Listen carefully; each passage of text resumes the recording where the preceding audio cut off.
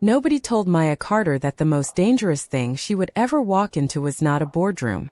It was not a collapsing company in Dubai, or a hostile acquisition in Singapore, or a negotiation table in Lagos where three men spent 6 hours trying to make her feel small. The most dangerous thing she ever walked into was a gala in Seoul on a Thursday evening in October, wearing burgundy, carrying champagne she was not drinking, and feeling, for the first time in years, like she was exactly where she was supposed to be. She found out later that she was not. She found out because a 9-year-old boy in a dark suit walked across a marble floor, looked up at her with his father's eyes, and whispered 4 words that she would carry for the rest of her life. But we are not there yet.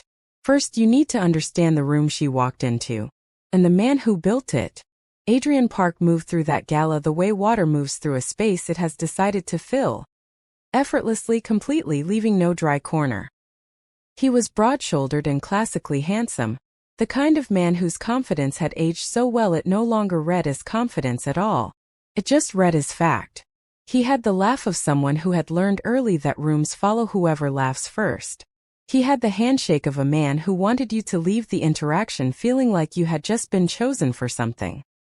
He had chosen Maya Carter 6 weeks ago when he flew to New York specifically to meet her, sat across from her in a restaurant on the Upper East Side, ordered the wine without looking at the menu, and told her in 45 precise minutes that he wanted her to come to Seoul and help him rebuild his family's empire. He laid out the structural problems with a clarity that impressed her. He spoke about legacy the way people only spoke about it when they genuinely believed they were building one. And at the end of the dinner, when she was close to yes but not quite there, he leaned forward slightly and said, "Maya, I want to be honest with you about what I see here. I see a partner. Not a consultant. Not a hire. A partner in every sense of that word, eventually if you're open to it."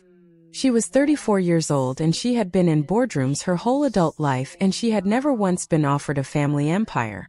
She said she would think about it. She called him 3 days later and said yes. Now, at this gala, he introduced her to 300 people the same way he had spoken to her in New York, like she was already his. He brought her to the microphone with his hand at the small of her back for exactly the right number of seconds. He told the room that Maya Carter was the finest strategic mind he had ever encountered, and that together they were going to carry the Park family legacy into the next generation.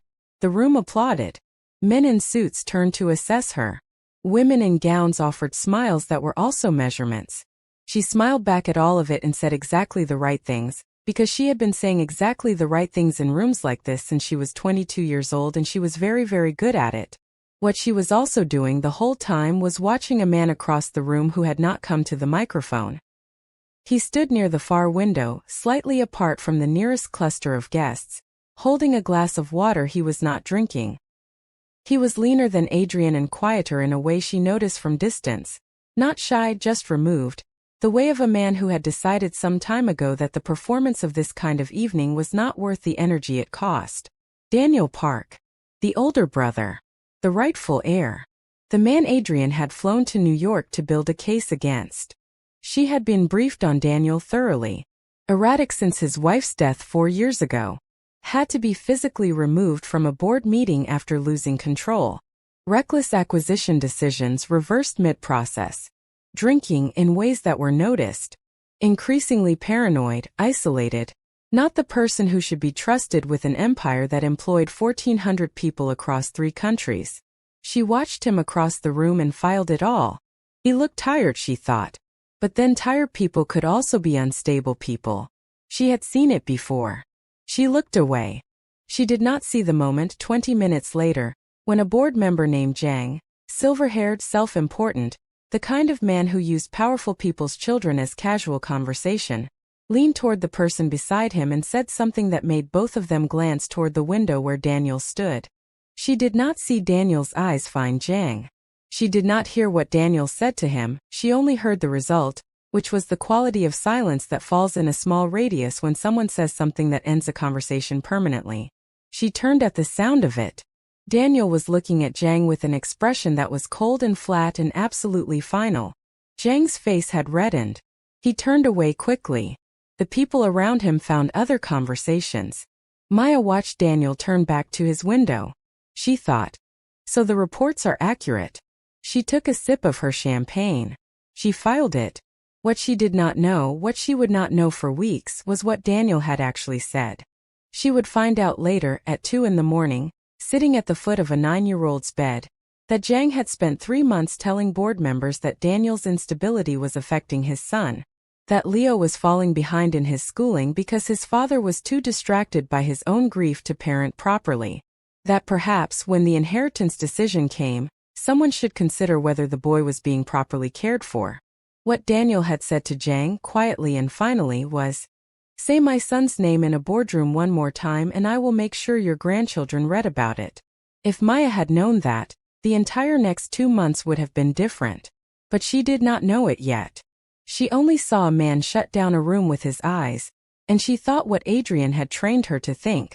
She was standing near the far wall, refiling her assessment, when she felt a small presence at her elbow. She looked down. A boy stood beside her. He wore a dark suit and he had his father's eyes, careful and dark and carrying considerably more than the face around them suggested. He was holding a glass of juice and he was looking up at her with the particular directness of a child who has decided to say something and has not come this far to lose his nerve. "You're the consultant," he said. His English was careful and clean. "I am," she said. "Maya Carter." "Leo Park," he said. He paused for just a moment. "I have a question." "All right," she said. He looked up at her with those serious eyes. "Are you going to help us?" he whispered. "Or are you going to be like the others?" She blinked. "What others?" He glanced across the room, not toward his uncle, but toward the window where his father stood alone. Then he looked back at her with an expression that was too old for his face and too young for what it was carrying. "The people my uncle brings," he said. "They always start on his side. And then it gets bad." He paused. "I just wanted to ask before it gets bad." Before she could respond, before she could find a single word for the weight of what a 9-year-old had just placed at her feet, he straightened his jacket, picked up a small appetizer from a passing tray, and walked back into the crowd with the unhurried dignity of a boy who had said what he came to say. Maya stood at her wall for a long moment. She took a slow breath. She told herself he was a child at a party who had probably overheard too many adult conversations. She told herself it meant nothing. She smiled when Adrian caught her eye from across the room and raised his glass toward her. She filed it. She moved on.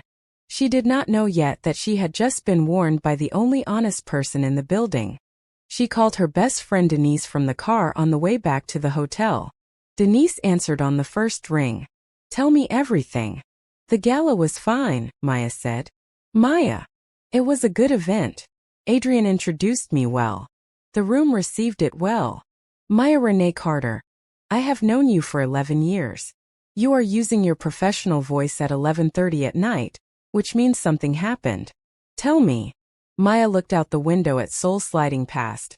The hills lit up, the city enormous and awake, the Han River cutting through it all like something that did not need anyone's permission to exist. "A child talked to me at the gala," she said. "A child. The older brother's son. 9 years old, maybe. He asked me if I was going to help them, or if I was going to be like the others." Silence on the line. "What did you say?" Denise asked. "I didn't say anything. He walked away before I could." "And the brother?" "You saw him. Briefly. From a distance. And nothing, Denise." He had an unpleasant exchange with a board member, consistent with what Adrian described. What did the exchange look like? He silenced the man. Just with his expression. Denise said, in the particular tone she used when she had already formed an opinion and was deciding whether to share it. "Don't," Maya said. "I'm not saying anything. He is the subject of an assessment." "He is not, Denise." "I didn't say anything," Denise said, warm and maddeningly unbothered. "I just think it's interesting that a 9-year-old specifically came to find you, not the other adults." "You." Maya said nothing. "Call me Sunday," Denise said. "I want a full report." Maya told her she would. She stared out the window at Seoul and thought about a small boy's careful eyes and did not sleep particularly well that night. She moved into the estate 3 days later. Her quarters were in the East Wing, spacious and private, with a workspace that looked over the gardens and enough natural light that she did not need to turn on a lamp until late afternoon. Adrian had arranged everything with the thoughtfulness of a man who had spent his whole life understanding that the right kind of comfort was also the right kind of persuasion. The coffee machine was excellent. The desk faced the window. On the first morning there was a small arrangement of white orchids that she moved to the hallway, not because they weren't beautiful, but because she needed to keep her eyes clear in this house, and beautiful things on desks had a way of softening the corners of rooms that needed to stay sharp. Her first real meeting with Adrian happened that afternoon. He was in the executive boardroom, jacket off, sleeves rolled up, a tablet full of figures and a directness she found genuinely impressive. The company's structural problems were real. He was not exaggerating them. They talked for 2 hours about overlapping divisions, outdated frameworks, a board assembled for loyalty rather than competence. She was interested. She was engaged. This was the work she was good at, and it was legitimate work, and she felt the particular satisfaction of a problem she could actually solve. Then, at the end of the meeting, he set down the tablet. He looked at her with a slight shift in register, from professional to something else, something more personal, more careful. He folded his hands on the table. "I want to be direct with you about the full picture," he said, "because I respect you too much to manage around it." She waited. "Daniel," he said, "the board decision on the inheritance comes in 8 weeks. And the honest situation is that Daniel will undo everything we build if he gets control of this company. Not because he's a bad person, because he is not well. He hasn't been well since Ji-young died." He looked at her steadily. "I need documentation. Instances you observe that support what I've already presented to the board. Instances of erratic behavior, poor judgment, anything that creates a pattern. Legally, cleanly, nothing fabricated. Just documented reality." Maya looked at him. "And this company," she said carefully, "if the board decides in your favor, what does it look like? Going forward?" "Going forward," Adrian said, and something settled in his expression that was the closest she had seen him come to dropping the performance entirely. "It looks like you and me running an empire that our children inherit someday. That's the vision, Maya. That's what I flew to New York to offer you. Not a contract. A future." She looked at him for a long moment. "I'll be objective," she said. "That's all I'm asking," he said. He believed her. He was right to believe her. She was always objective. He just did not understand yet what that meant. She found Leo on the 3rd day. She had been working since 7 in the morning, and by 2 in the afternoon the estate's walls had begun to feel like they were contracting, the way walls do in places that are trying to hold too many secrets. She needed air. She went down through the house and out into the garden and found a stone bench at the far end near the wall, and sat down with her face tipped up and her eyes closed. She heard him before she saw him. The particular quality of a child's silence. Not quiet, not still, but the specific containedness of a young person who is alone and has made peace with it. She opened her eyes. Leo was sitting against the garden wall about 10 feet from her, knees drawn up, looking at the ground in front of him. He wore a school uniform and he had a small backpack beside him that was open at the top, and she could see inside it. Neatly folded things, a book, a photograph face down. He had not started when she came out. He did not look up now. She said nothing for a while. She looked at the garden. The October light was thin and gold and fell across the stone paths in a way that made everything look like a painting of itself. "You can sit here," Leo said without looking up. "I don't own the bench." "Thank you," she said. She stayed where she was. A long pause. "You're not going to ask me what I'm doing," he said. "Do you want me to?" He considered this. "No," he said. "Most adults ask and then don't listen to the answer."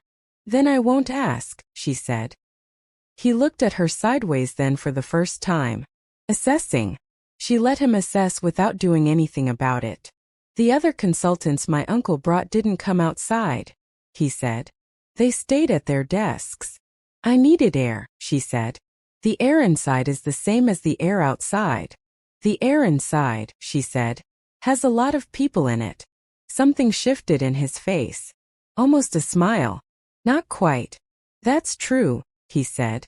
She looked at the garden. He looked at the ground. Why are you alone out here? She said after a while. Not the question he had pre-answered. Not what are you doing, but why alone? He was quiet for a moment. Because there's no one my age in this estate. The staff have their children in school. I'm the only child here. A pause. I'm used to it. That doesn't sound like something you should be used to, she said. He said nothing. He picked at the edge of the stone path with one finger. Also, he said very quietly, I don't know how long I'll be here. She looked at him. What do you mean? The board meeting is in 8 weeks, he said, still looking at the ground. When my uncle takes over the company, we will probably have to leave the estate. My dad and me. He said it with the flatness of a child who has repeated this fact to himself enough times that it has lost its sharp edges, which made it, she thought, somehow worse. So I don't decorate my room too much. And I don't make friends with the staff's children who visit on weekends, because it doesn't make sense to start something you can't finish. Maya looked at this boy sitting against a garden wall with a half-packed backpack beside him, and she felt something move in her chest that she did not have a category for yet. Who told you that? She said carefully. That you would have to leave? Nobody told me, he said. I worked it out. He looked up at her then directly. My uncle has been making my dad look bad for years. Changing his documents. Telling the board things that aren't true. My dad knows it's happening but he can't prove it and he stopped. He looked back at the ground. He's tired. He's been tired for a long time. Maya was very still. Leo, she said slowly. Those are serious things to say. I know, he said. That's why I don't say them to most people. He looked at her sideways. I said them to you at the gala too. You remember? I remember, she said. He nodded as though this confirmed something. You're different from the others, he said. Not warmly, just as a fact he had observed and was now recording. You actually listened. She looked at this 9-year-old boy who had learned not to unpack his room too much. She thought about the gala. About Adrian's careful, persuasive briefing. About Daniel shutting down Jang across a crowded hall. She thought, I do not know yet what is true in this house. But this child is not lying to me. Do you want to show me what's in the backpack? She said. He looked at her for a moment. Then slowly he reached in and took out the photograph. It was a woman. Korean, very beautiful, laughing at something outside the frame of the picture. She had Leo's eyes, or Leo had hers. She was holding a small version of Leo who could not have been more than 4 years old. The small Leo in the photograph was looking up at his mother with an expression of complete and total safety. My mom, Leo said. He held it for a moment, then put it carefully back. I take her with me so she doesn't get left behind if we have to go fast. Maya said nothing. She did not trust her voice at that particular moment. Her name was Ji-young, he said. She died 4 years ago. My dad says she would have liked October. That it was her favorite month. He closed the backpack. I always come outside in October. They sat together in the October garden for another 20 minutes without saying very much.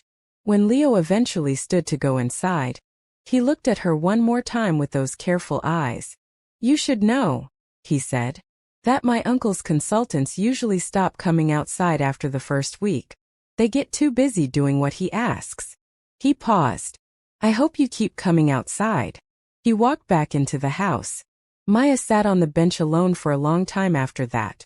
She met Daniel that evening. She was looking for a document, a subsidiary report from the Busan division that had been referenced in the acquisition records, but did not appear in the folder structure she had been given access to. She was moving through the East Wing corridor toward the archive room when she came around a corner and walked directly into him. He caught her by the arm before she stumbled. Quick hands, steady. He released her immediately. They stood looking at each other in the corridor. I'm sorry, she said. I was looking for the Busan subsidiary report. It should be in the Q3 archive, but I can't locate. It's in the physical file room, he said. His voice was low and even. Second cabinet from the left.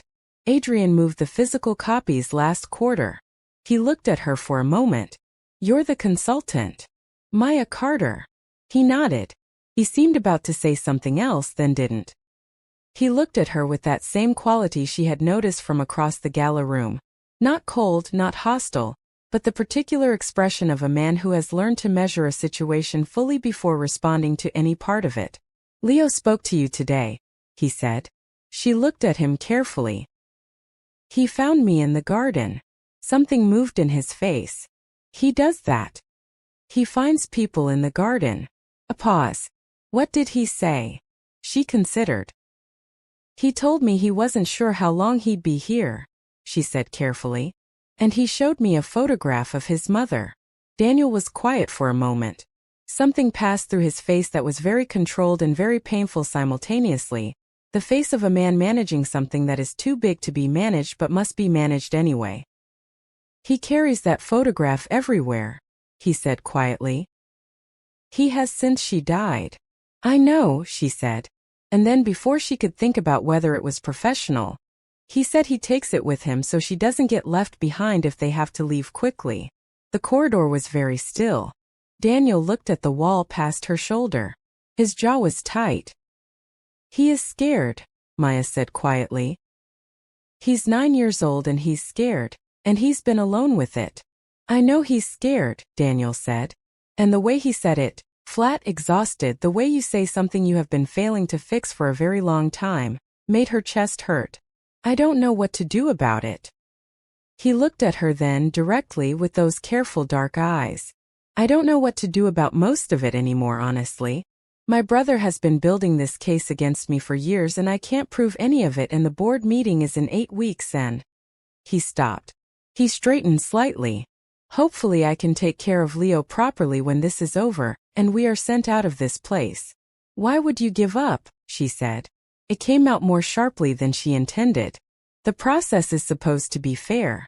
The board, he said very quietly, has been receiving a particular version of me for 4 years. One document at a time, one story at a time. One carefully managed impression at a time. He looked at her with something that was not bitterness. It was beyond bitterness, into the country of someone who has run out of the energy that bitterness requires. I'm not giving up. I'm being realistic. There's a difference. He stepped back. He nodded once politely, the way you nod to someone in a corridor. Second cabinet from the left, he said. The Busan file. He walked away. Maya stood in the corridor for a long moment. She thought about Leo's backpack. She thought about the photograph. She thought about a man saying, hopefully I can take care of him when this is over, with the voice of someone who was not sure he could. She found the Busan file. She went back to her desk. She began for the first time to read Daniel's documents not as evidence for a case, but as a record of a life. She called Denise on Sunday. Talk, Denise said, before Maya had said anything. The brother's son, Maya said. He carries a photograph of his dead mother in a backpack in case they have to leave the estate quickly. He's 9 years old. He does not unpack his room fully because there's no point starting things you can't finish. Silence. Maya, Denise said. I know. That child. I know, Denise. That's not. A child shouldn't be carrying that. I know. Maya looked out the window at the garden.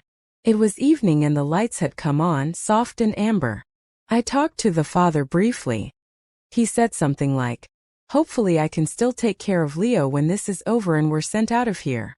Like it was already decided. Is it? Not if the process is fair.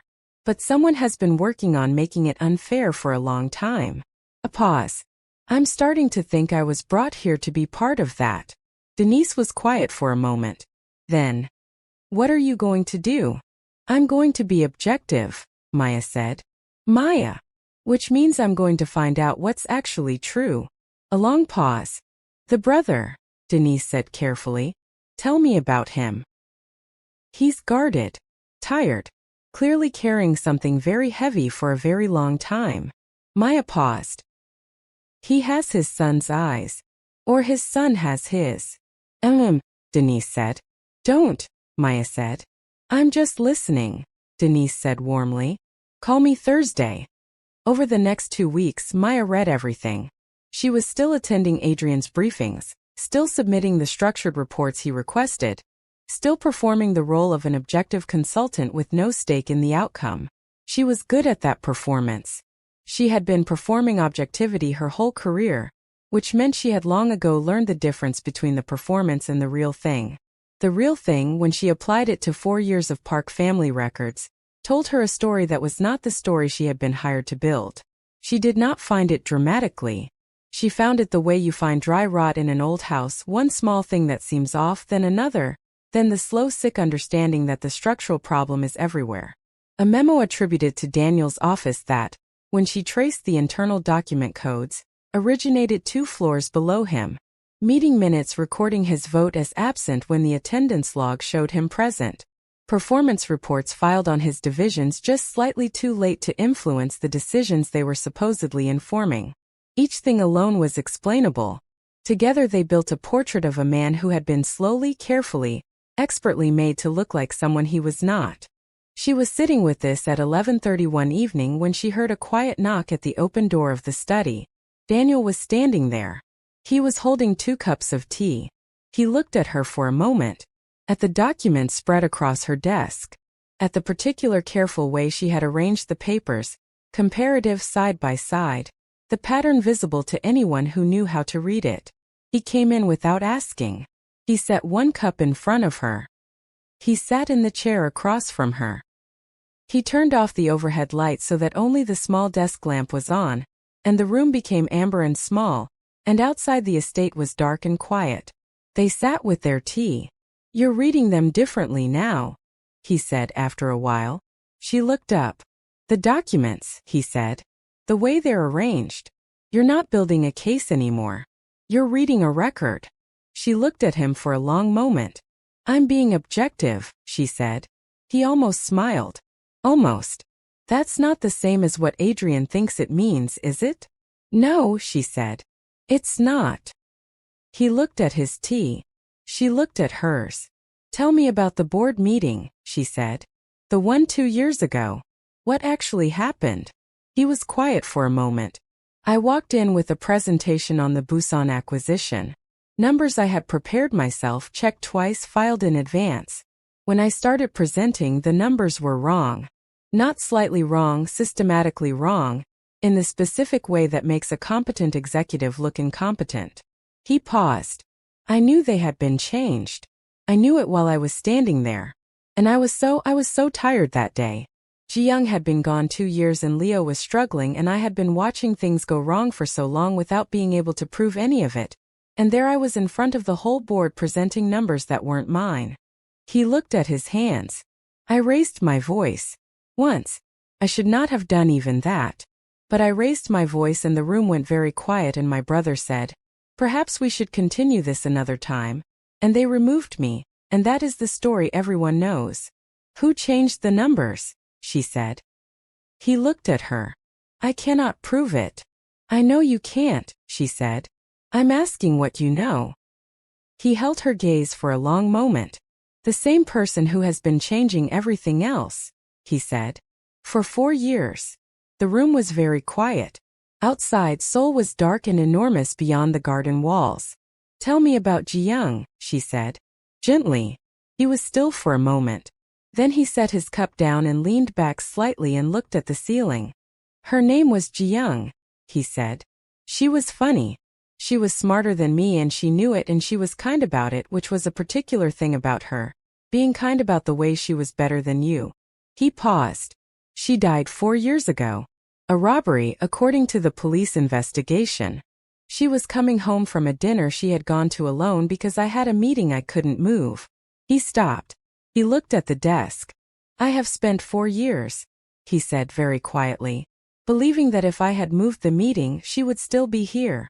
And also believing. He stopped again. I have a separate belief. About whether it was really a robbery. I cannot prove that either. Maya said nothing for a moment. The dinner she went to, she said carefully. Do you know who called her? He looked at her sharply. The phone records, she said. From that night. They were incomplete, he said. In ways that should not have been possible. She nodded slowly. She looked at the documents on her desk. She looked at him. I need 3 weeks, she said. Maybe 4. Before I can say out loud what I think I know. He was quiet. Then he said, I have been patient for 4 years. I can be patient for 3 more weeks. He stood. He picked up his cup. He looked at her once more in the amber light of the small study. My brother believes you are going to help him finish this, he said. I want you to know that I understand if that is true. I understand what he is offering you. It is considerable. A pause. But I also want you to know that Leo came inside from the garden today talking about the lady who stayed when he asked her to. He has not said that about anyone in 4 years. He left. Maya sat alone in the amber light for a long time. Then she picked up her phone. Denise, she said when her friend answered. He's not what Adrian told me he was. I know, Denise said. You don't know. You've never met him. I know because of how you say his name, Denise said simply. It's different from how you said it 3 weeks ago. A pause. Maya, what are you going to do? I'm going to find the truth, Maya said. All of it. And then I'm going to do something about it. Denise was quiet for a moment. Then she said the thing she had clearly been holding since the very first call. That child asked you if you were going to help them. At the gala the very first night. Before any of this. Before the documents, before any of it. A pause. I think you already know which side you're on. Maya looked out the window at the dark garden for a long time. I know, she said softly. I've known for a while. The family dinner happened on a Wednesday in November. It was not Maya's idea. Adrian arranged it. The large formal dining room, the round table, the staff laying out a meal that communicated money without trying to. He had been doing more of this lately. Engineering proximity, creating situations in which Maya was present alongside Daniel and Leo, watching the dynamics, calibrating. She understood now, in the way she understood most of what Adrian did, slightly after the fact and then all at once. She arrived to find Leo already at the table, still in his school uniform, doing homework in the margins of a placemat with the focused intensity of a child who had decided that dinner and mathematics could coexist. Daniel was already seated, his jacket off, his sleeves rolled up, looking over something on his phone with the slightly tired focused attention she had come to recognize as his default state. Adrian arrived last, jacket on, bringing the temperature of the room up slightly in the way he always did. For the first 20 minutes it was fine. It was even, in stretches, warm. Leo explained to Maya with considerable expertise why a particular acquisition model his father's division had used in 2019 was actually sound despite how it had been represented. And the fact that a 9-year-old had opinions on acquisition models was something she filed for later. Daniel watched his son explain this with an expression so full of exhausted pride that she had to look at her plate for a moment. Adrian asked Maya about her analysis progress. She said it was going well. She said it carefully and he received it carefully, and they both knew they were having a different conversation than the one happening on the surface. Then Daniel, passing the rice, said something to Maya about a specific archive anomaly she had mentioned in passing 3 days ago. Something that showed he had been listening to her, had remembered it, had thought about it. She responded. He responded to her response. And for about 4 minutes the table had a slightly different quality.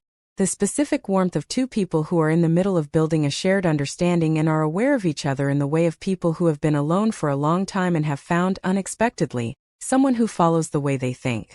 Leo looked between them. Then he looked at his food. Then he looked at Adrian. Then, with the complete guileless timing of a 9-year-old who sees the world exactly as it is and has not yet learned to manage what he says about it, he said, Dad always does that. Does what? Adrian said pleasantly.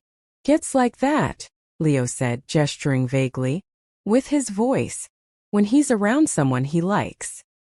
He returned to his food. He used to do it with my mom. The table was absolutely still for approximately 3 seconds. Daniel set down his chopsticks. His expression was a remarkable combination of mortification and something he was working very hard to keep somewhere private. Maya looked at her plate with great concentration. Adrian's smile was present and perfectly calibrated and did not reach his eyes. Leo, Daniel said. I'm just saying, Leo said. It's a good voice. I like it when he uses it. He looked at Maya earnestly. You probably noticed. I noticed, she said, and she was proud of how level her voice came out. Leo, Daniel said again. I'm eating, Leo said, and devoted himself to his food with the elaborate innocence of a child who has absolutely no idea why everyone has gone quiet. Maya looked up eventually and found Daniel looking at a spot approximately 8 inches to the left of her face with the expression of a man counting slowly to 10 in at least 2 languages. Which was so specific and so human that she had to look at her plate again. Adrian picked up his wine glass. He did not say anything for the rest of the dinner. Later that evening, walking back through the east wing, Maya passed the small library on the ground floor and glanced through the open door. Daniel was inside, standing with his back to the door, looking at nothing in particular. She almost kept walking. She did not keep walking. She went in. She sat in one of the chairs. He turned, registered her, and after a moment sat in the other chair. The light was low. I'm sorry about Leo, he said. Don't apologize for Leo, she said. He shouldn't have said. Daniel. She looked at him. Don't apologize for him. He was quiet. He looked at his hands. He's right, isn't he? She said quietly. Not a question. He looked up at her. She held his gaze. I noticed, she said simply. The room was very quiet. The estate was settling into its evening sounds around them. From somewhere deeper in the house, very faintly, she could hear Leo's television. I don't know what to do with this, Daniel said after a while. Any of it. You're here to, he stopped. The situation is complicated, she said. Yes. I know. She looked at her hands. I know what you're about to say. About who brought me here and why and what I'm supposed to be doing. She looked at him. I need you to trust that I know what I'm doing. Not Adrian's version. Mine. He looked at her for a long moment. I don't trust easily, he said. I know that too, she said. I'm asking anyway. Something shifted in his face, slow, careful, the way something shifts when it has been still for a very long time and is deciding whether it is safe to move. Okay, he said. Just that one word. She nodded. She stood to go. Maya, he said. She stopped. Leo has started setting a place at the kitchen island for you in the mornings, he said. He doesn't announce it. He just does it. I thought you should know. She looked at the floor for a moment. Tell him I'll be there tomorrow, she said. She walked back to her room and sat on the edge of her bed and did not call Denise because there were not yet words for what was sitting in her chest. She called Denise. I knew it, Denise said before Maya had said a word. I haven't said anything. Your breathing is different, Denise said. Talk.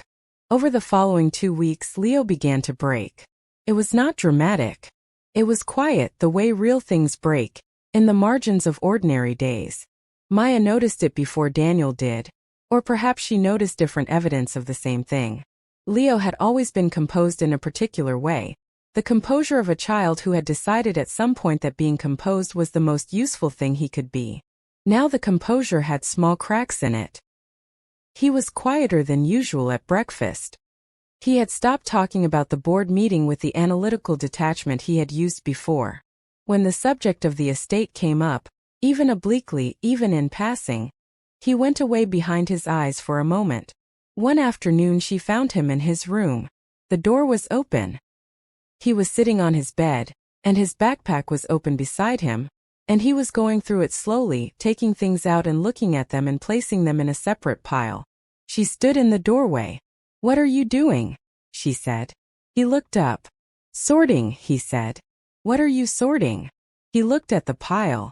Things that are mine. Things that belong to the estate. He picked up a small framed photo, Jiyoung a different one, the two of them on what looked like a beach somewhere. This is mine. This goes with me. He set it in the pile. He picked up a small decorative object from the shelf. This was here when we came. This stays. Maya walked in. She sat on the end of the bed. She looked at the sorted piles. Leo, she said. It makes sense to be ready, he said. He was not crying. His voice was even. That was somehow worse than crying would have been. It's logical. If you know something is coming, you prepare for it. That's what my dad says. He looked at the backpack. He doesn't know I'm doing this. I don't want him to worry. He's your dad, Maya said carefully. His job is to worry. He already worries enough, Leo said. He worries about me and about the company and about... He stopped. He picked up the photograph of his mother and looked at it for a long moment. He worries about her still. Even 4 years later. I hear him sometimes at night. He placed the photograph carefully in the pile. I don't want to add more for him. Maya was quiet. You know, she said gently, that packing does not make the thing you are packing for more likely to happen. I know, he said. But it makes me feel less scared. He looked at her then, directly with those old careful eyes. Is it going to be okay? Honestly. She looked at this 9-year-old boy who had been managing his father's grief and his own fear in the same small chest for years, who sorted his belongings by ownership so he would not accidentally take something that did not belong to him, who set a place at the kitchen island for her in the mornings without announcing it.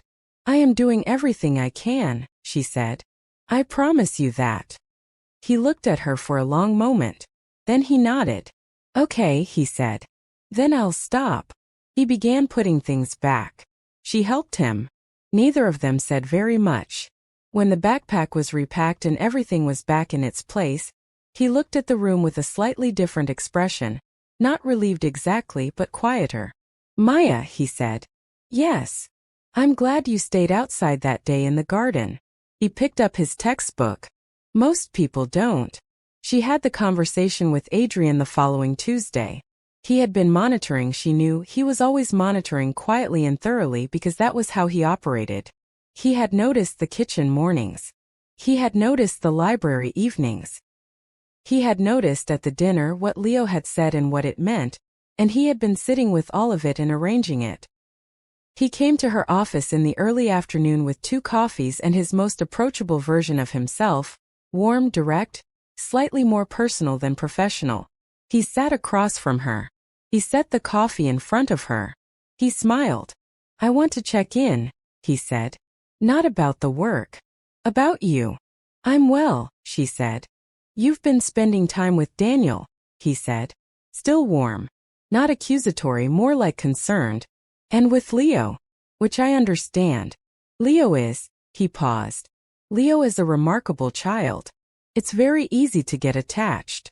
I haven't gotten attached, she said. Maya. He looked at her steadily. I brought you here because I trust you completely. And because of that trust want to be honest with you. What you're seeing with Daniel, the quietness, the reasonableness, the grief, it is real. He is genuinely a good person in many ways. But he is also a person who has been making decisions from a place of damage for 4 years. And those decisions have cost this company significantly. And the board does not have the luxury of giving him the benefit of the doubt because he lost his wife. He paused. I need to know that you are still doing the work I brought you here to do. She looked at him. I'm still being objective, she said. He looked at her for a moment. Something moved in his eyes. Not quite suspicion, not yet. Something more like recalibration. Good, he said. I know this hasn't been easy. And I want you to know. He reached across the desk and placed his hand briefly on top of hers. What I offered you in New York. That stands. All of it. I want you to remember that. She looked at his hand on hers. I remember, she said. He left. She sat in her office for a long time after that. Then she did something she had been preparing for carefully. She called the forensic accounting firm in Hong Kong. She arranged independent verification of everything she had compiled. She sent them 4 years of financial records. She went back to her desk and began doing the most important thing, building not just the evidence but the architecture of how to use it. The night everything changed was a Thursday in November at 2:47 in the morning. Maya was asleep when her phone rang. She saw the name on the screen and was awake completely before she had finished reading it. She answered. Maya. Daniel's voice was controlled, tight in the way of someone controlling something with effort. I need you. He's asking for you. She was moving before he finished the sentence. She came down the corridor in bare feet with a cardigan thrown over her shoulders and pushed open Leo's door and found him sitting on his bed with his knees pulled to his chest, crying in the particular silent way of a child who has learned to be quiet about his pain. Daniel was crouching in front of him, his hands on his son's shoulders, his face open in a way she had never seen it. On the floor beside the bed was the backpack. Open. Half-packed. She came in and sat on the bed beside Leo. He turned and pressed his face into her shoulder immediately, without asking, without preamble, the way a child presses into someone they have already decided is safe. She put her arm around him. She felt his shoulders shaking. "Hey," she said softly. "Hey, I've got you. I'm here. We're going to have to leave," he said, muffled against her shoulder. "I know we are. I can feel it. And I don't want to leave because—" He stopped. He pressed harder against her. "Because if we leave then we have to leave her too. She's everywhere here. In the garden and in the library and in the room where she used to sit. If we leave the estate we leave her." Maya held him very tightly and looked at Daniel over the top of his son's head. Daniel was looking at his son with the expression of a man who has been watching his child carry something too large for too long, and has known it, and has not known how to take it from him. They spent the next 2 hours with Leo. Slowly, patiently, in the small warm room, talking to him and listening to him and letting him say things he had been holding in the dark for months. That Ji-young was everywhere in the estate. That leaving would feel like losing her a second time. That he was scared not just for himself but for his father, who he felt was not going to be okay if they left, because the estate was also the last place his father had been a whole person. He said that last part very quietly, like he was not sure he was allowed to say it. Daniel heard it. He reached over and took his son's hand and held it without saying anything. Eventually Leo slept. He simply ran out of the fuel that grief requires and slid sideways with one hand still in his father's hand and the other in Maya's. They stayed until they were sure he was deep under. Then, carefully, they extracted themselves. They went and sat on the floor outside his door in the corridor, backs against the wall, because neither of them had the energy to go further than that. They sat in the dark corridor for a while. Daniel spoke first. "I need to tell you something," he said. "Okay," she said. He told her everything. Not the version filtered for a professional relationship. Not the careful managed account he had given her in the study over tea. The full thing. 4 years of it in the dark corridor, with his sleeping son behind the door. The documents that disappeared when he tried to investigate. The 3 board members Adrian had turned, one by one, over 2 years. The financial transfers that made his divisions look underperforming while the money moved elsewhere. The board meeting and what really happened. Ji-young's dinner on a Monday when her book group met on Wednesdays. And the phone records that went nowhere. And the thing he had believed in could not prove and had been living inside of for 4 years. And at the end of it he said, "The thing you saw at the gala. When I spoke to Jang." She looked at him. "He had been telling board members," Daniel said, "that my son was being neglected. That Leo's education was suffering. That perhaps someone should consider whether Daniel Park was fit to parent." He paused. "I told him that if he said Leo's name in a professional context one more time, I would make the conversation public and he would need to explain why a board member was discussing a 9-year-old's welfare as leverage in an inheritance dispute." He looked at the door to Leo's room. "I was calm about it. I was not calm inside. But I was calm about it." Maya looked at him in the dark corridor. She thought about what she had seen across a crowded room. The cold expression. The silence that fell. The conclusion she had drawn. "I thought you were," she started. "I know what you thought," he said. "Adrian is very good at arranging the conditions under which people think things." She looked at the floor. "Daniel," she said. "Yes. I was brought here to build a case against you." She said it quietly and directly because they were sitting on a floor at 3 in the morning and the time for managing language was over. "Adrian told me you were erratic and unfit, and that he needed documentation. I believed him. I started building it. She paused. I have not built it. I have not given him anything that would hold up. But I want you to know what I came here to do. He was quiet. I know, he said. She looked at him. I knew from the first week, he said. I've watched my brother do this before. I recognized the shape of it. He looked at her. What I didn't know was what you would do when you found the truth. Some of them never find it. Some of them find it and complete the job anyway. He paused. You're the first one who's found it and come to sit on the floor outside my son's room at 3 in the morning. She looked at him in the dark corridor. This tired, careful, complicated man who had been alone with an impossible weight for 4 years and had stayed decent through all of it.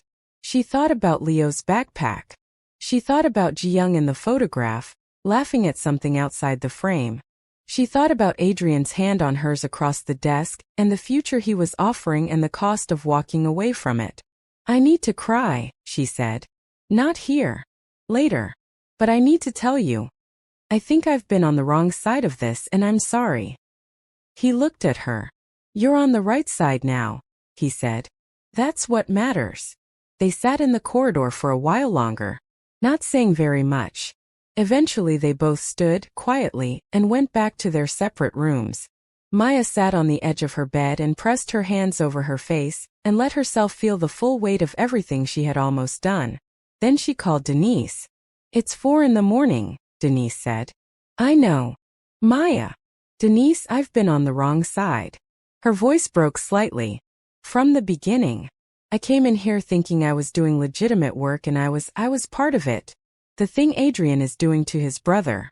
I was part of it. But you didn't complete it, Denise said. Steady and immediate. Not yet. Not ever, Denise said firmly. Maya, listen to me. You found the truth. Most people in that position don't. You sat on a floor at 4 in the morning outside a child's room because he needed someone and you went. That is not the behavior of someone on the wrong side. A pause. What are you going to do now? Fix it, Maya said. Okay, Denise said. Tell me how. She stood up for Daniel 3 days later. It was a family gathering. Not the board, not official, but the extended Park family, the cousins and uncles and the grandmother who had traveled from Busan specifically to assess the situation before the inheritance vote. The kind of gathering where the real decisions happen before the official ones. Adrian had arranged it, naturally. They were in the main receiving room, 14 people, and Adrian was doing what he did in rooms, moving through them, warming them, building the particular consensus that he was so good at building. He had been steering the conversation carefully, and by the time it reached Daniel's acquisition decisions from 2 years ago, the room already had a lean. One of the cousins, a man named Jae-won who Maya had assessed in the first week as someone who moved with the tide, said something about the Busan numbers. Something that echoed the official version, the altered version, with the confidence of someone repeating a fact they had been given so many times it had become memory. Daniel said nothing. He sat with his tea and said nothing. Maya said, "That's not accurate." The room turned. She could feel Adrian's attention from across the room. Very still, very complete. "The Busan acquisition analysis," she said, evenly, to Jae-won. "The version in the official record is not the version that was filed before the board meeting. The pre-meeting version shows a sound analysis. The official version has been altered." She looked around the room. Not aggressively. Clearly. "I've been reviewing the Park family archive for 6 weeks. This is one of several discrepancies I've found." The grandmother, who had said very little to this point, looked at Maya with the particular attention of a woman who has lived long enough to recognize when someone is telling the truth. "What other discrepancies?" the grandmother said. Maya told her. Briefly, clearly, without drama. 2 minutes of fact. The room was very quiet. Adrian said pleasantly, "Maya, this might not be the appropriate forum." "I'm just being objective," Maya said. She looked at him directly. "That's what you hired me to do." Something moved across Adrian's face that the rest of the room did not catch. The grandmother looked at Daniel. "Is this true?" she said. "I have believed it for 4 years," Daniel said quietly. "I have not had evidence until recently." The grandmother nodded once, slowly. She looked at Maya. You will present this properly, she said. To the full board. With documentation. Yes, Maya said. After the gathering dispersed, Adrian appeared at her side. That was a mistake, he said. Very quietly. Still warm. The warmth was a warning now, not a welcome. I was being objective, she said. You were being naive, he said. You don't fully understand what you are choosing. He looked at her with the look of someone who has been patient for a long time and is running out of the patience. Think carefully, Maya. Very carefully. She held his gaze. I have been, she said. 3 weeks before the board vote, someone came for Leo. It was a Tuesday afternoon and Maya was in the small sitting room off the library watching an old film with Leo. His choice, a Korean drama from the 90s that he insisted had better cinematography than anything produced after 2010, which was a very specific opinion for a 9-year-old, and she was not sure he was wrong. They had been doing this on Tuesdays for 2 weeks. It had begun because she found him watching it alone, and she had sat down, and he had not asked her to leave, and it had become a thing they did. She was reaching for her tea when she heard the side door open. She registered it wrong at first, staff movement, someone checking something. But there was something in the quality of it that her body understood before her mind did. A wrong timing. A wait in the footsteps. She was standing before she knew she was standing. The man who came through the door was not staff. He was moving directly toward Leo with the specific purposeful movement of someone who knows exactly what they came to do. Maya moved between them. What happened next was not graceful and it was not strategic. She put herself in the way and she stayed in the way, and when the man tried to move around her she moved with him. And she was not large and she was not trained, and none of that mattered because she was also not moving. The struggle was brief and ugly, and she took a forearm across the face and went down hard against the side table. Leo ran. The man looked at her on the floor for a half-second, recalculating, she thought, registering that this had not gone quietly, and left the way he came. Leo came back with the estate's head of security and 2 staff members 30 seconds later. Maya was sitting up against the side table with her hand to her cheek. Leo crouched in front of her with his hands on her shoulders, and looked at her face with the specific focused attention of a child running an internal emergency assessment. You're bleeding, he said. I know, she said. I'll get. Leo. She held his arms. I'm fine. Are you okay? He looked at her. His eyes were very bright. You got between me and him, he said. Yes, she said. You didn't think about it, he said. No, she said. He looked at her for a moment longer. Then he sat down on the floor beside her, back against the side table, and leaned his head against her arm, and she put her arm around him, and they sat on the floor of the sitting room together while the security team moved through the house. Daniel arrived from his office 4 minutes later. He came through the door and saw them on the floor, and his face did something she had not seen it do. He crossed the room in 3 steps and crouched in front of her, and took her face very carefully in his hands and turned it to look at the cut on her cheek.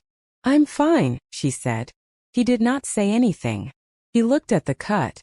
He looked at her eyes. He held her face in his hands very carefully. The way you hold something you have just been reminded is breakable. Daniel, she said softly. I know, he said. He dropped his hands. He sat on the floor on her other side. The 3 of them sat against the side table. Leo on her left, Daniel on her right, and nobody said anything for a while. She went to the hospital that evening. 2 stitches. Minor. Daniel drove her and Leo came too and sat in the waiting room doing homework on his phone, and when she came out he looked up and assessed her face with his particular clinical focus and said, better, and went back to his homework. In the car on the way back, Daniel said, you didn't have to. I know, she said. You could have. Daniel. He was quiet. I would do it again, she said. He looked at the road. He said nothing else. But she felt the quality of the silence change. The way it changes between 2 people who have crossed some unmarked boundary, and both know it and neither is going to name it yet. She called Denise from the hospital parking lot, while Daniel was getting the car. Someone tried to take Leo, Maya said. What? He's fine. I'm fine. 2 stitches. She looked at the bandage on her cheek. I got between them. Silence. Maya Renee Carter, Denise said, in the voice she used when she was simultaneously furious and proud. I know. You got between an attacker and a child. Denise. You didn't think. You just moved. I just moved, Maya agreed. A long pause. He was there, Denise said. When you came out. Yes. How did he look at you? Maya thought about his hands on her face. The way he had not said anything for a very long time. Like I was something that had almost been taken away, she said quietly. Oh honey, Denise said. I know, Maya said. Are you in love with him? Maya looked at the soul night. At the lights. At the city enormous and ongoing and indifferent to the specific small catastrophe of her own heart. I think I've been in love with him, she said. Since he brought me tea in the dark and didn't turn the light on. I know, Denise said. I've known since you told me about the tea. I just wanted you to say it. A pause. What are you going to do? Win, Maya said. Good, Denise said. Go win. The drive was a problem she had not anticipated. 8 days before the board vote, she received a message from Adrian. Not a call. A message with an attachment. She opened it expecting documents. It was a recording. Her voice. Adrian's voice. The executive boardroom 6 weeks ago, day 1. The full conversation, Adrian explaining what he needed, Maya saying she would be objective, and then she listened and felt cold. The 30 seconds she had not thought much about, where she had said, give me access to his files and I'll find what I need to find. She had meant, I will look at everything and report accurately. The recording made it sound like, I will construct what is required. Context stripped. Intent reversed. Her voice, her words completely reframed. Adrian's message beneath it said only, the board meets in 8 days. There is still time to make the right choice. She sat with this for 1 hour. She mapped every possible response. She understood exactly what he was holding and exactly what he would do with it if she did not comply. Not the inheritance, not Daniel, but her. Her career. Her reputation. Everything she had spent 12 years building. One recording sent to the right people in the right way, and she would spend years undoing it. She went to find Daniel. She found him in the library. She sat down and she put her phone on the table between them and she pressed play. He listened to all of it. He did not say anything. When it finished, she said, I want you to know what it sounded like versus what I meant. I know what you meant, he said. You heard it for the first time just now. I know, he said. I still know what you meant. He looked at the phone. He looked at her. Maya. Whatever you decide, if you decide that preserving your career means choosing what Adrian is offering, I understand. I will not hold it against you. You came in here without knowing the full picture, and you have been trying to correct that, and no one can ask for more than. Daniel, she said. He stopped. I am not choosing Adrian, she said. I want to be very clear. Whatever he does with that recording, whatever it costs me, I'm not choosing him. I'm not choosing his side. I made a choice 6 weeks ago without enough information, and I've spent 6 weeks correcting it, and I'm not undoing that correction. He looked at her. Even if it costs you everything you've built, he said quietly. Even then, she said. He held her gaze for a long moment. Something in his expression shifted open. The door she had been watching stay closed for 2 months, finally moving. Okay, he said. He reached across the table and took her hand. She let him. They sat like that in the library for a while, quietly, in the way of 2 people who have been through enough together that they do not need to explain the gesture. Leo appeared in the doorway. He looked at their hands. He looked at the ceiling. He looked back at their hands. He said, I've been looking everywhere for you. Dinner is ready. He paused. Also, I saw that. You're welcome. He turned and walked back toward the kitchen. Maya looked at Daniel. Daniel looked at the door Leo had walked through with an expression of complete helplessness. She laughed. It came out real and warm and filled the library with something that had not been there before. The drive disappeared on a Monday. This is what happened. Adrian had kept the only copy on a small encrypted drive that he carried. He had not uploaded it anywhere because he did not trust servers with leverage of this quality. He had planned to present it at the board meeting if Maya did not comply, and separately to key stakeholders if she did not comply before the board meeting. On Monday morning he could not find it. He retraced his movements for 4 hours. He checked every bag, every pocket, every drawer in his study. He summoned his personal assistant. He checked the security footage of his own wing and found nothing useful. What he did not check, because it did not occur to him to check, was Leo's room. Leo had found the drive 6 days earlier on the floor of the corridor outside the executive boardroom, where it had fallen from Adrian's jacket pocket when he reached for his phone during an argument with his assistant. Leo had picked it up because it was there and he was curious, and because he had spent his whole life watching adults carry things they did not want others to find, and he had a specific instinct for those things. He had plugged it into his tablet. He had seen enough to understand it was bad and related to Maya and was something Adrian was using. He had then done what Leo Park did with things that needed to be dealt with. He had taken it apart. Not maliciously. Methodically. The way he took apart clocks. The drive was now in 11 careful pieces in the bottom of his stationery box, sorted by component, labeled in his small precise handwriting. He had no idea this would become the most important act of his 9-year-old life. When Adrian, growing desperate the morning of the board meeting, called Leo into his study and asked him, with forced warmth, whether he had seen a small drive black about this big, Leo looked at him with those dark, careful eyes and said, "I found something like that in the corridor." Adrian leaned forward. "Where is it?" "I took it apart," Leo said. "I thought it was broken." Adrian went very still. "You took it apart," he said. "I can show you the pieces," Leo offered helpfully. "I labeled them. But I don't think it works anymore."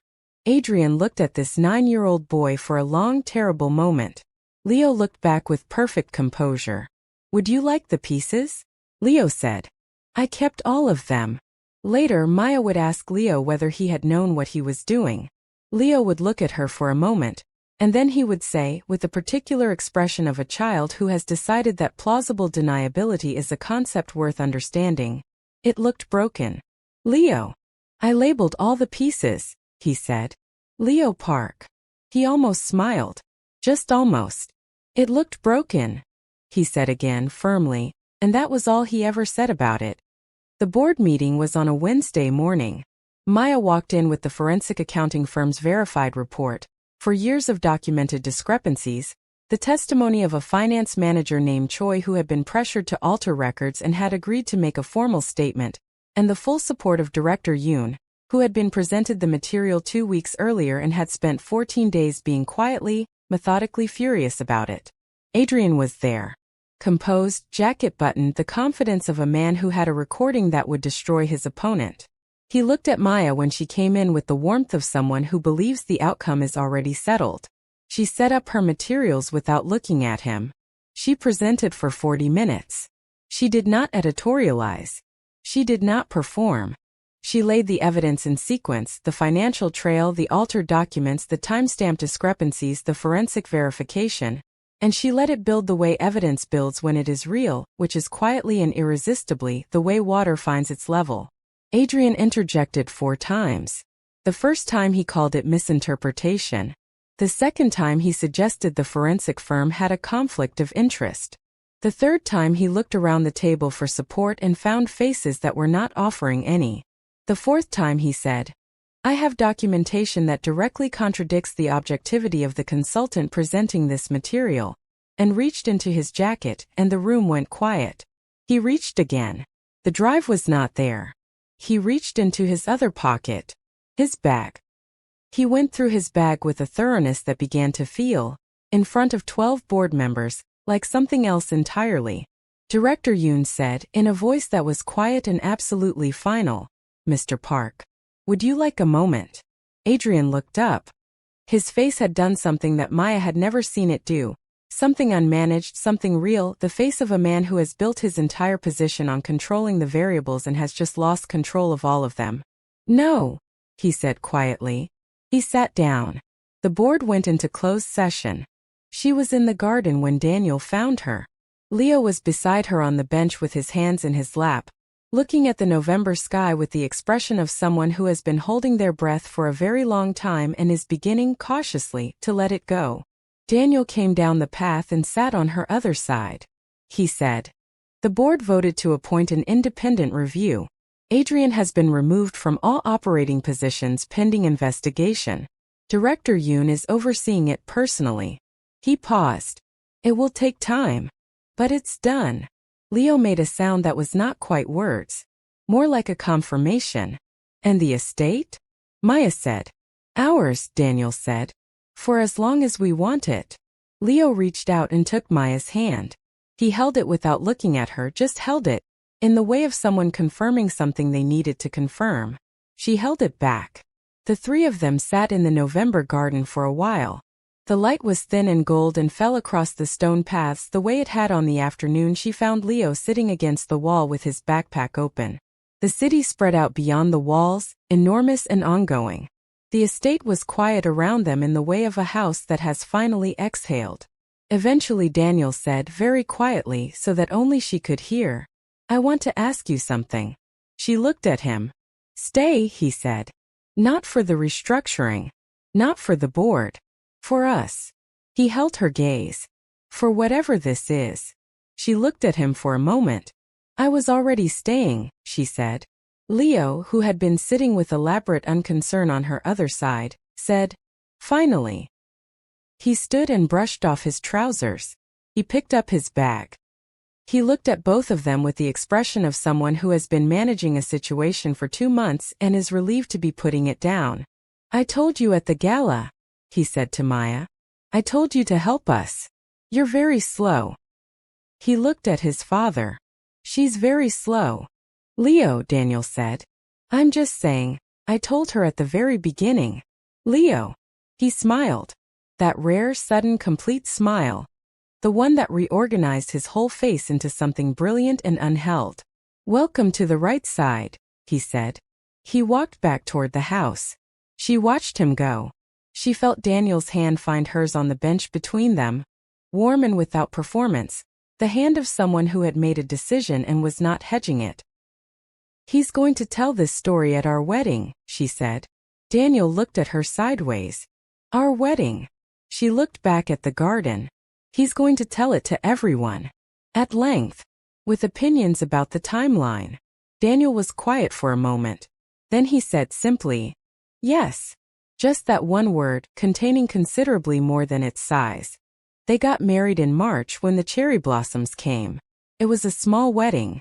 Director Yoon was there, and Choi the finance manager, and a handful of people Daniel still trusted, and the grandmother from Busan who had decided after the board meeting that Maya Carter was exactly the kind of person the Park family had needed for years and was not shy about saying so. And Denise flew in from Atlanta, which she had announced she would do 6 months before the wedding, before anyone had officially proposed anything, because she said she had known since the tea in the dark and she was not missing it. She and Leo met in the front garden an hour before the ceremony, when Denise arrived in a car that Leo had apparently been watching for from his window. He came down the steps as she got out, assessed her with his full attention and said, "You're Denise." She looked at this 9-year-old in a small suit with his father's eyes. "You're Leo," she said. He nodded. "Maya talks about you." "She talks about you too," Denise said. He considered this. "I know. I'm very interesting." He looked at her. "Do you want to come see the thing I built?